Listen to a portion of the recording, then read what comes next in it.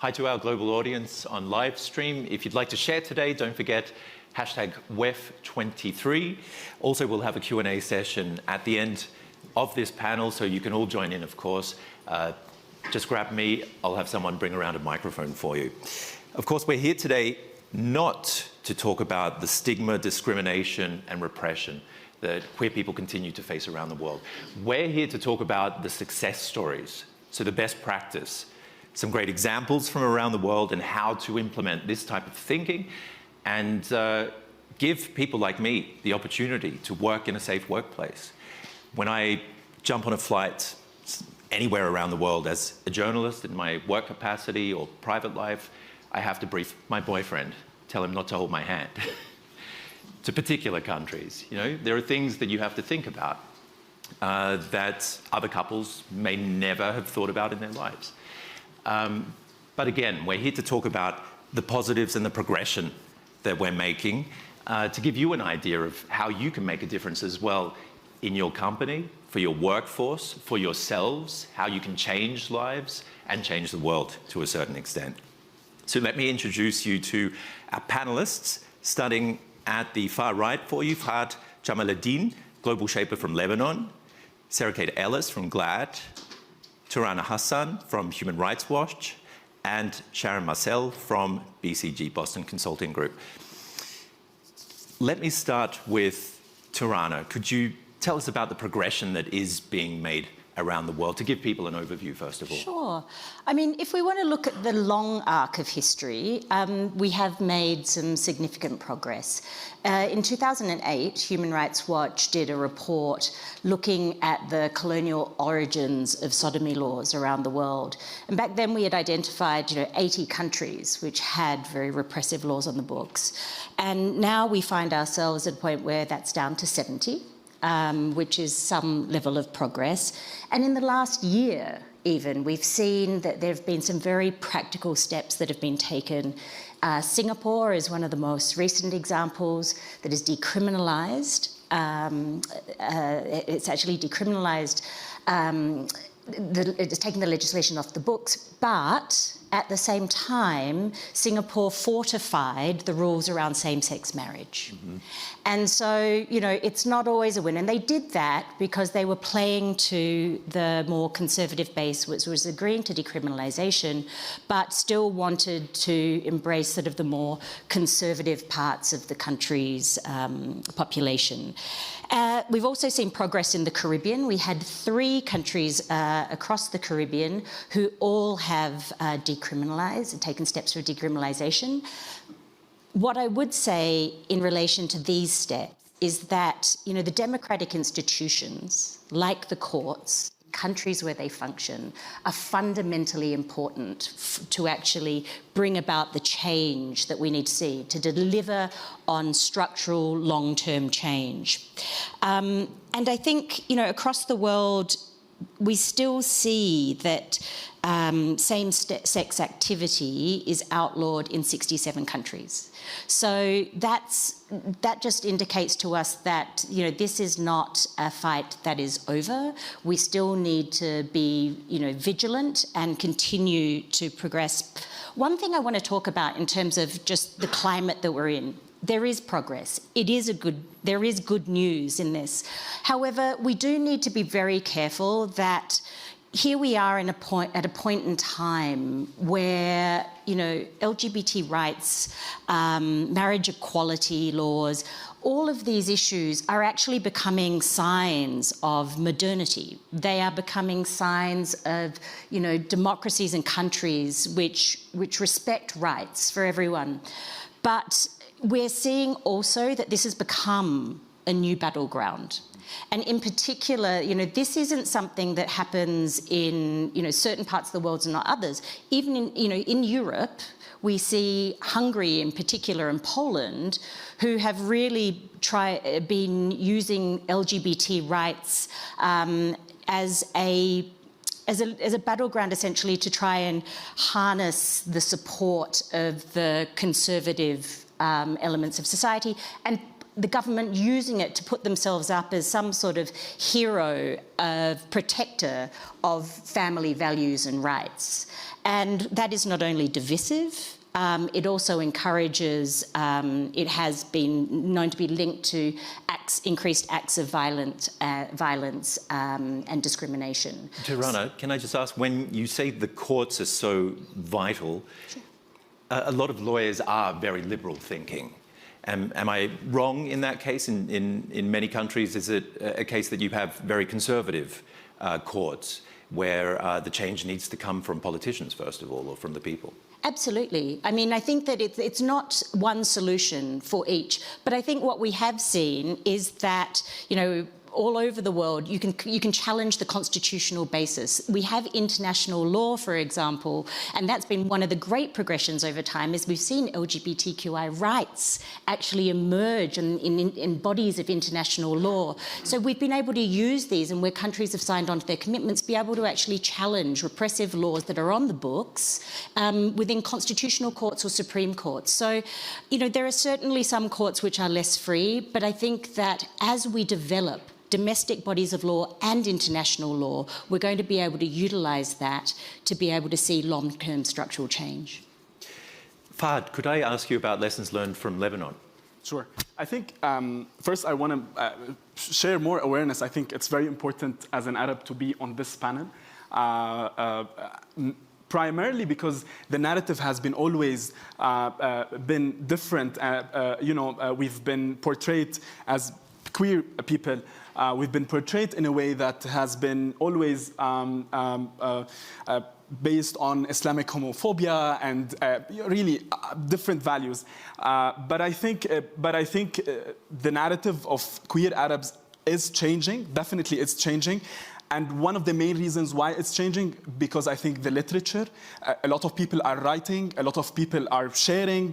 I think in the Arab region as well, we have new media outlets through technology that is also providing more platform for different people to share their authentic voices. But I think it's very important not to whitewash. I think there is a huge reality in the region that we should not escape from. Although a lot of countries are really progressing very fast, without naming these countries, but until now, these countries unfortunately criminalize people who identify as LGBT, and I think it's very interesting to see how some global reports talk about that this country is the safest country, one of the safest countries in the world. However, people who identify as LGBT can have a death penalty. So I think it's very important to be very realistic and also at the same time speak about the good things that are happening when you're talking about the legal aspect and the whole court system. I think in 2018 in Lebanon, although we criminalize within the system, we've seen brilliant judges who have went through loopholes within the system and made sure that people are safe. It's sad that we have to use loopholes. Yeah, it's very sad. But if that's the way we have to take, then sure. What is bringing about change then? What you said, there is change in the Middle East. What's sparking that? I think I would definitely say the youth and the younger generation, because the younger generation is not anymore structured within specific circumstances. They have the tools, they have the means. They are creating spaces for themselves to claim that they are here.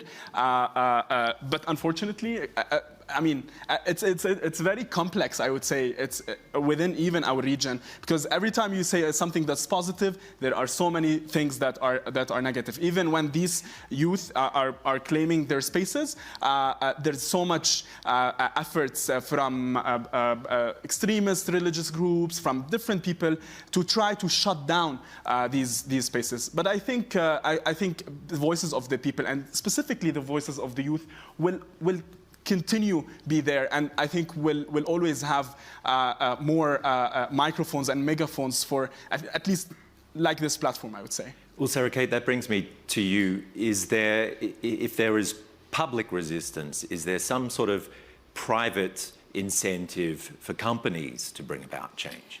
Well, thank you for asking that, because I do think corporations have played a big role and can continue to play a bigger role and need to, honestly. And it's being demanded by this next generation as well. So if you're in a CEO position, this next generation expects you to speak up and speak on these. Now, as you mentioned, we've been so politicized as LGBTQ people that it's in the ether, it's in the culture. And so where corporates used to speak out and speak up, I'm just speaking from what I'm hearing here during this conference, which is they're nervous about speaking out. And so what I've been talking to them about is, how can we use quiet diplomacy? There are so many things that you can do behind the scenes to advance safety for the LGBTQ community that can be done without being out in the media. That is a really important part too. I don't want to diminish that. And it's critical, especially because as it gets polarized, that's a way to fight back, is to be public. And I do think that corporates behind the scenes have been using that. In the United States, a lot of times, when you were saying, like, we're seeing, I think we're 18 days into the new year, and we've seen over 100 anti-LGBTQ bills proposed already in the United States. 100. Last year, there was more than 300 anti-LGBTQ bills. Most of them are targeting trans youth, which is a tactic. They have the smallest amount of share of voice, so we have to be speaking up and out for them. So my point in that is that we've worked with a lot of corporates behind the scenes to call in those states to say, I'm going to pull business. I need safe places for my employees. And we've also seen employees in countries where it is illegal use their space almost as an embassy, if you will, as a safe space in there. And those are tougher for sure, and they're nuanced. And I've spoken with CEOs who have made the calls themselves to LGBTQ employees in those spaces and places to say, here's how we're going to do this. What do you need? So it can get very personal at a level. Sharon, you have 30,000 employees at BCG. Yes. What sort of change have you seen by introducing or supporting the community? Sure. So I run North America, so I'll come with particularly a North American perspective. But I think, look, as you said, there is an expectation. We have a lot of, I call them less tenured employees, but younger employees, and there's a real expectation of this generation that we speak out. So we do speak out, and it's not just in reaction to things, it's proactively, which is really important. Showing up in forums like this is super important. Contributing intellectual property is also critical. So I think there's an increased expectation of our employees overall, and certainly of the next generation in terms of what we do. Maybe I can offer just a few examples from BCG. Definitely. Look, and I want to put out there first, we are not perfect. There's a lot of room for improvement, but maybe. So we've been on this journey a long time. And by a long time, I would say 25 years in supporting the community. So back in 1998, we launched we call it the Pride Network. We launched our first Pride Network in many markets. But today, we actually have a Pride Network, over 1,000 employees actively contributing to the Pride Network, and it's in 45 countries around the world, which I think is terrific. Another example from many years ago, 30 years ago, we had domestic partner benefits. And we've continued to build on this inclusiveness, and just this year, we offered 2 new benefits, one, an enhancement on gender-affirming care, and secondly, an enhancement in terms of inclusiveness in fertility. So we continue to explore every year, we continue to learn and try to improve. But here's the truth, there's a war for talent. Everyone talks about the war for talent. Yep. There's a war for talent, and we have to be the best place to work for this community so they come and they stay and they can be their best selves. So just explain a Pride Network. We recently set one up at Deutsche Welle as well. It's a fantastic opportunity. I know how to benefit from it, but how do employees benefit from it? I think it's a source, I mean, it can be a source of many things. It can be a source of support, information, navigation, how to build mentorship. It can just be a practical source of, you know, what should I work on? How do I build my career to be a senior person in this company? But it's a network that really, you know, whether it's at the New York level or the North American level or the Mid-Atlantic level, I mean, it's a network that really, and we 1,000 members, but then we have 3 times, 4 times that many allies, active allies, not people who are just allies, but active allies. So it's very important. Sarah, back to you. How do you then broach this public-private relationship and the dialogue? Yeah, I mean, I really encourage this forum this week is about collaboration, and I always say don't go out alone. Utilize your civil society partners and establish those partnerships, and especially in spaces where it's illegal. We are all connected in the LGBTQ community, so we would help you find the right people on the ground to advise you in that culture. It's really important that you're acting within the culture that you're in and you're speaking within the culture that you are. But and I think it's what you mentioned about getting ahead of it instead of coming behind it, and understanding the cultural landscape and playing out from a PR standpoint what's could happen or not happen. But you have to do it because it's demanded now, it's expected.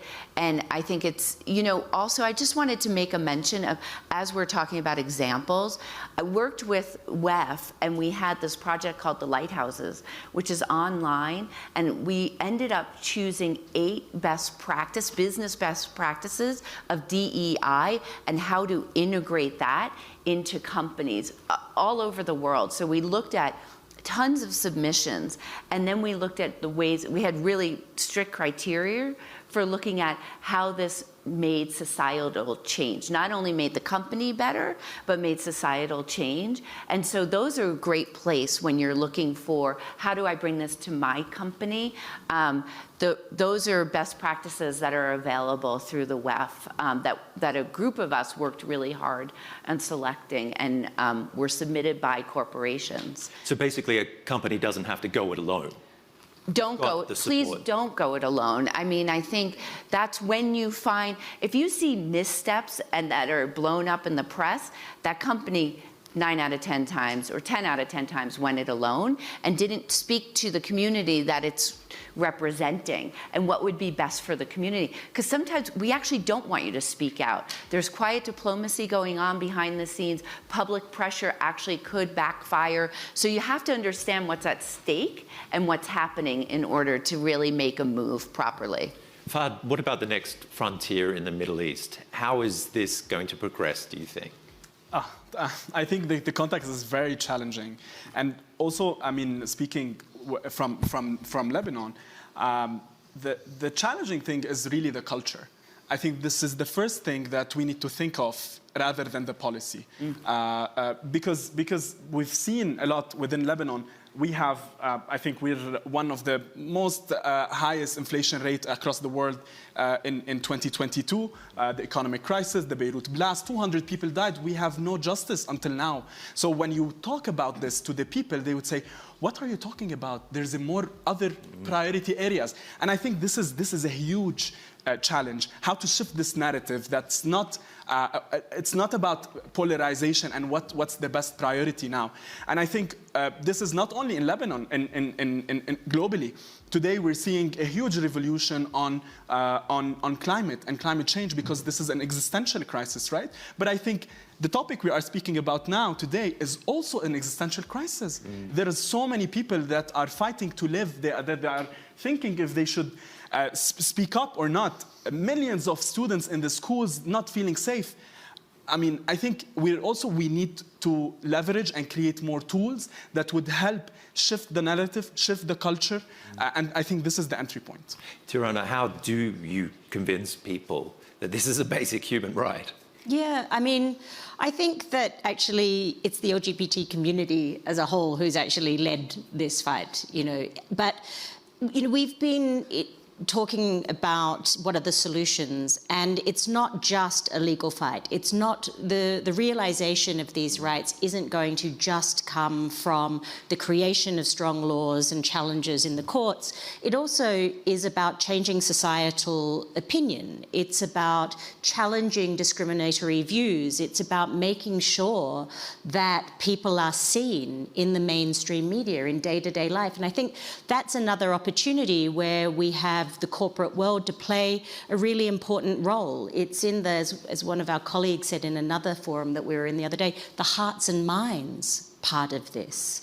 And that is to make LGBT people, the community, visible when you are talking about your product, visible in your imagery. We can make sure that your products are centered towards them. And so I think that that is an important part of it. And I also want to talk a little bit around what corporates can do in terms of actually making sure your products are safe. I mean, I'm thinking about the Middle East, and actually there's a really interesting developments that were taken, for example, by Grindr, who actually then made amendments to the app so that photos could be recalled, that there were extra security. That this is a dating app. This is a dating app, sorry.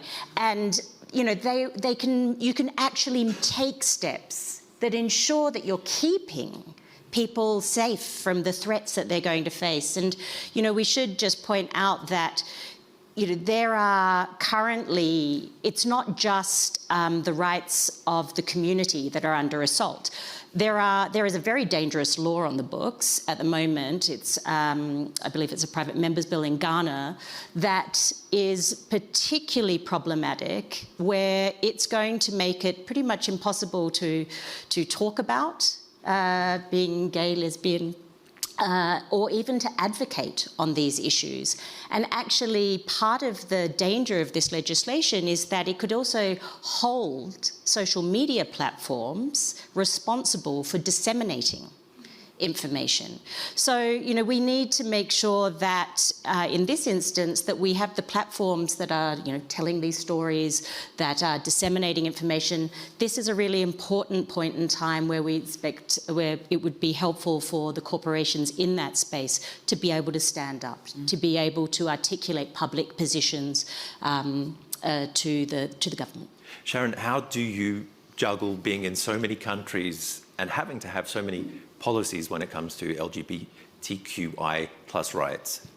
Well, I mean, one consistent policy we have is we support our people. So no matter where we are working, whether we're working in India or Singapore, or, we have a common purpose and a common set of principles where we believe in a common set of things across BCG, and we support our people, including especially our Pride community. And in fact, my dear friend and head of Asia, Neeraj, almost as, I don't want to say more, but he's almost more vocal than me, because it's a voice that needs to be heard, in parts of the world that he's in charge of. And so, of course, how we interact with the government, how we interact, in terms of what we can say, is going to be different. We have more latitude in some place like the United States or Canada. But Mexico, which we have the same benefits in Mexico that we do in the U.S. So we support our people equally, although what we can do externally is different.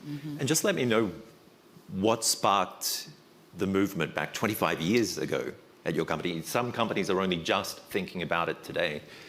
25 years ago, we had leadership that was gay, openly gay. I don't know why. I joined BCG from Goldman Sachs. It was a different, open, inclusive culture. Maybe it was our founder, Bruce Henderson, but it just was, and it is. I didn't create it, but I benefited from it. Yeah, yeah, it was wonderful. Wonderful. But still, many of our people from diverse backgrounds still struggle to show up as their best selves. So there's still a lot more work we need to do. What else can we give our audience? Well, I was going to say a really good model to look at is in the United States how we did marriage equality, because that's a right, that we were fighting for. But what moved people was the emotional part about it. It's like when we stopped talking about it as a right and we started talking about it as love, it completely shifted the conversation and the public opinion on it. But also, it was a coming together of everyone to get that done, you know, and it started with a few, and then more and more and more came on. And so as someone who, at GLAAD, we worked with Grindr on that, and we work with a lot of the dating apps to make sure they're safe spaces globally. Visibility is the key here, because visibility, I always say, lays the groundwork to move rights forward. And until you build acceptance, until you're safe just walking down the street being who you are, it doesn't matter whether or not you have rights. It does, and we need to move that forward. And the way that we move that forward is by people knowing who we are. And in places where it's illegal and punishable by death, you can't do that. That is a real risk, right? A serious risk. So how can we infiltrate or work with media, corporations who put information out to get the word out, to bring visibility? Because if you don't know who we are, then you're usually fearful of what you don't know. But once you meet someone or you see somebody, and so, you know, that's something that we're combating in the US, is that only 16% of US people say that they know someone who's transgender. So who's making up the gap in education? Media. And right now, because that community is being so targeted and the media is picking up those stories, it's really sending the wrong message about who those folks are. So I think that there are other ways that corporates can play a role in this that might be different, especially in countries where it's illegal. Lucas, I'll get you to bring around the microphone for a moment and we'll open up the Q&A. But is there anything else you guys would like to highlight before we go to questions? I think I just want to highlight something that's very important, and which is when we are talking about queer struggle, it's important to connect it within the context, as you have already said. And I think the queer struggle, at least in the country that I come from, and the region that I come from, is also connected to the Palestinian struggle. It's also connected to a lot of struggles, the migrant workers, the women.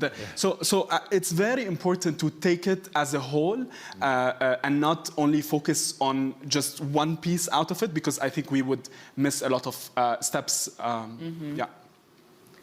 Is there anyone with a question in the audience that would like to ask our panelists something? At the back?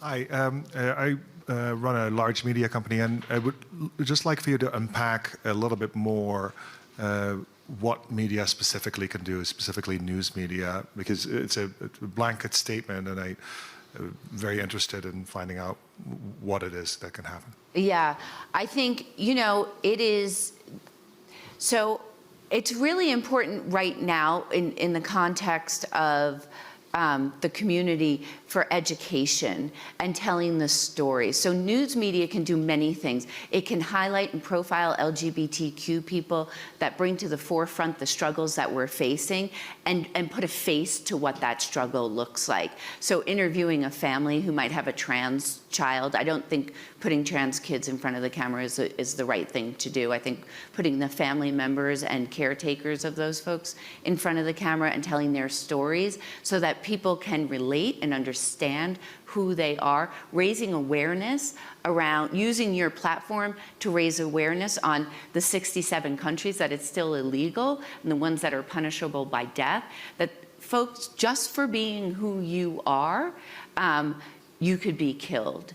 And normalizing LGBTQ folks, including us in all stories. So that's the other piece that I think is really important. And we've worked really closely with Hollywood on this. It's not just centering the story on us, but we're everywhere, right? We're at your workplace, we're in your families, we're at your laundromat, we're at your grocers, we're everywhere. So why aren't we everywhere in the stories being told? And I think bringing our perspective and us as people into just everyday stories and putting that lens on it is a great place to start too. So profiling perhaps a gay CEO, but profiling their work and being gay is the side story. Yes. Showing that this is a normal person. Yeah. What about in education as well? A completely different kettle of fish. I know my sister has received praise from one family where she was really responsible for ensuring that the classroom was supportive of a trans child. Mm-hmm. And it was a real struggle for this kid. But primary school, so from grade 1 to grade 7 in Australia, was a breeze for this kid because of what the teacher did. May I just say one thing on that, because that is a battleground that we're facing in the United States right now. Yeah. It is, it's really tough, I'll be honest with you. They're putting it under parental rights. I'm a parent, I'm married to a woman, and I have 2 kids. So they're talking about some parental rights, and they're excluding us, and they're targeting us, and they're banning books at a rate that we've never seen before. And I think it is, and they're conflating these conversations about bodily autonomy and trans youth. And it's a really tough moment right now in education in the United States, and I'm absolutely sure it's being exported globally, this kind of framework that they've come up with that's been really effective over the past year, and they're legislating against it as well. Tirana, can you give us any advice for that sector? I mean, well, I think that actually it's not so much just about the education sector, it's about keeping track of where the political narrative more broadly is going. So when you start seeing the othering of the community, that's when we need to start mobilizing. That's when you need to start reaching out to elected members. That's when actually all parts of society, not just the community, needs to start mobilizing and becoming politically active. You know, what you said, Fred, is 100% right. This is a human rights issue. This is a broader human rights issue, and we must situate it in that way.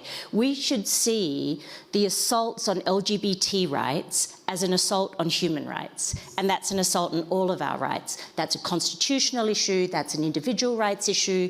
So, you know, don't wait until we're seeing it play out in the classroom, till you're waiting till children they have license to be beaten up in the playground. I have to say something when it comes to school, because I think there is so much happening on the ground that we're still not, or we're still failing to capture. When it comes to educators who are pushing different narratives, when it comes to principals who are also trying to leverage different tools.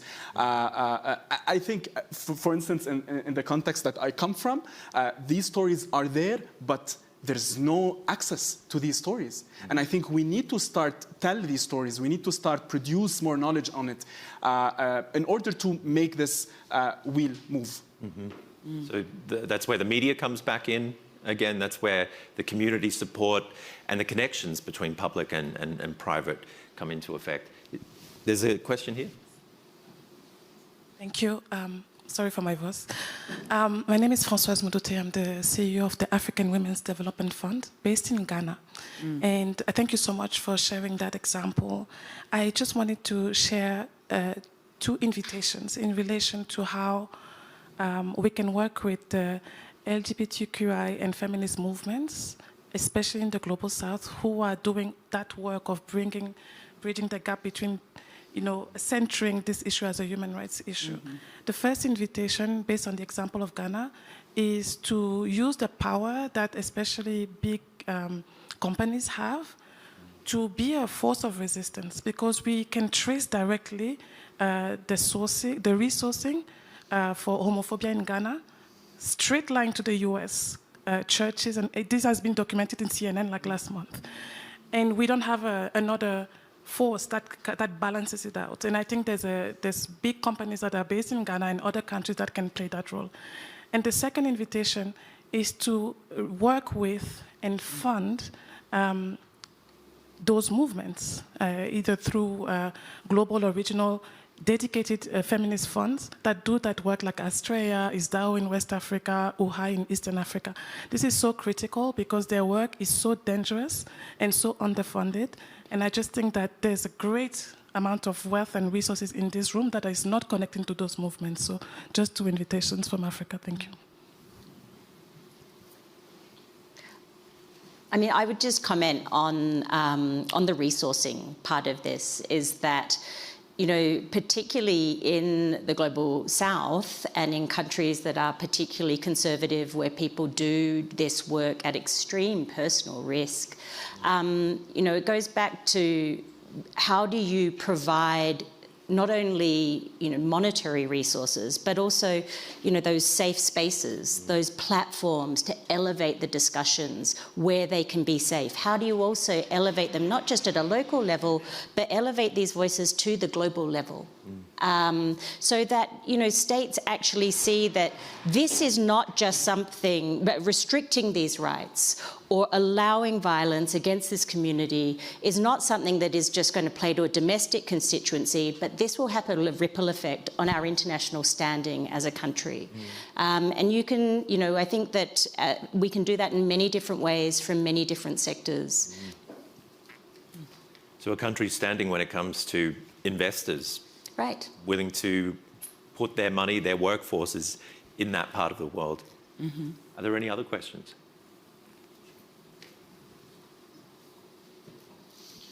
Hello, Kenneth Edwards from the California Association for Licensed Professional Clinical Counselors. I'm based in San Francisco. As a Black American cis LGBTQ male, I could only imagine what my ancestors and the people who came before me, my grandparents, my great-grandparents, when they were going through the civil rights era, to live through another period of needing or wanting or deserving civil rights just makes you want to just stamp your feet and yell and scream. I love how we've advanced, but why can't we just do it? You know, why do we have to have this conversation and negotiate who we are and what rights are and what we'll take and what we'll tolerate versus let's just stand up and do it? What stops that from happening? I think the best point I've heard this morning is the cultural aspect. Religion for so many people is set in stone. It's their faith, it's what they've been brought up with, what they believe, and there's no swaying from that. From my personal experience, you know. So yeah, I think there are, you know, we're working within a system that was built to exclude us, right? It was created to empower and build wealth for certain people and leave everybody else to do that at no cost, actually. So I think that's why there's a constant negotiation. And you know, a lot of these younger activists are all about completely dismantling systemically how we are as a world put together. And we're seeing that extremism on both sides, right? And they want it for different reasons. One wants to keep it for power, and one wants to dismantle it so that they can gain more access and power. So I think it's a really big question, but the way that we've been able to move things forward is through changing culture, changing hearts and minds, and moving policy forward. And it's been very effective. And there are places that need a lot of light shown on it, on the challenges that they're facing. Yes, we're with you. I think maybe because of the narrative of this conversation is mainly focusing on the positive side. This is maybe why this question is coming from. But the reality is very hard. Let's face it. Even if youth are activists going on the, I mean, in Egypt, a couple of years ago, Sarah Hijazi just brought the flag in a concert, and then she was tortured for months. Went outside of the country to stay a bit safe, right? But she couldn't survive. She committed suicide. So yes, we need to leverage youth. But also we need to be smart how we can support these youth in this battle, because it's very challenging, it's very hard, and it's I think it's culture. This is what's I think what we need to work on. No one should have to go it alone. Right. Yeah. I mean, can I just add something to that? Is it's not always about, you know, progressing forward. We have to also defend what we have and the progress we've been made. If anything has, the last couple of years in particular, we have seen how the world has become more polarised on most rights issues, but particularly this issue. And we need to be very careful that we are not taking our rights for granted, and that we need to make sure that we are defending and expanding these rights on all levels. And, you know, we also need to ensure that, you know, we're aware of where, I've used this word twice now, but it's the battlegrounds. But where are we being attacked from? You're not always going to see it. We can't only talk about the, you know, the outspoken extreme views that are trying to shut down legislation or push through conservative legislation. I mean, if you look at the sort of social media platforms that we all take for granted, for example, Human Rights Watch has just finished a body of research that's going to be released shortly that looks at how social media is actually being used and to surveil LGBT communities across the Middle East. You know, and it's being used even, I think it was Egypt was the example, where they were using dating apps to actually bait men, and then putting them in prison where they were, you know, tortured, where they were beaten, where they've had unfair trials. We're unfortunately being more aware that this is also starting to happen in Lebanon, by the way, just 1 month ago. It's a tough challenge. So, you know, I just think that in this particular, we need to be really acutely aware it's beyond what we see. We need to continue to make sure that we are looking at where the abuses are taking place, and we're pushing back. We're ensuring that the right safety steps are being taken. We're ensuring that governments are accountable. Security services aren't using these sort of abusive tactics to essentially violate the rights of this community. Sharon, is there a last word that you'd like to give? Well, thank you for inviting me. It's been a pleasure. I mean, I've learned so much. I've been listening attentively. You know, I think that, you know, at BCG, you know, You've done it all. We've got a lot to do. I mean, we have a lot to do. You still have a lot to do? But we have a lot to do. We have to continue to work on it every single day. And the environment is more challenging, frankly, than it was, you know, a few years ago. And so it's been a great learning opportunity for me. Thank you for including me, and look forward to staying in touch with you guys. As we heard there, it's not just about progressing, it's about defending rights, especially at a time where there are so many other things that people are worried about, and suddenly LGBTQ rights are just a sidebar. We also heard about decriminalisation, marriage equality, that the courts are fundamental, but that companies contribute and can contribute. They can be a force of resistance, as we heard. Quiet diplomacy is also possible in countries where it can be dangerous to speak up, but don't go it alone. Utilise civil society, as we heard from Sarah Kate. It's also not just a right if this is the strategy you want to take. It's also about love. You know, really, when you get personal, people understand, okay, this guy's been having a rough past 47 years or however old he is. What can media do, okay? That's something I'm looking at every day in my job as a journalist, and all you journalists should be thinking about as well. You really have to be careful about the words you use, the people you talk to, and why. I'm fed up with just seeing a little short segment at the end of the news about a gay pride march and someone in a crazy wig. I mean, you know, it's more than that. It's also about keeping track of the political narrative. So watching in your country which way things are going. Reaching out to elected members. Also considering that there are investors out there looking at countries' ratings when they're looking at setting up shop in your country. It also a lot of the time comes down to the cultural and religious thinking, and that is a very tough one, as well as the education sector. But yeah, it's all about progressing and defending. I think that's my biggest takeaway today. But thank you very much for all of you. It was a fantastic session, and thank you for your questions. And I hope you enjoy the rest of Davos. It's a very different World Economic Forum for me. 2 panels on LGBTQIA+ rights, and also the first official LGBTQI dinner, which I just hosted the other night. So we're seeing progress here as well. Thank you.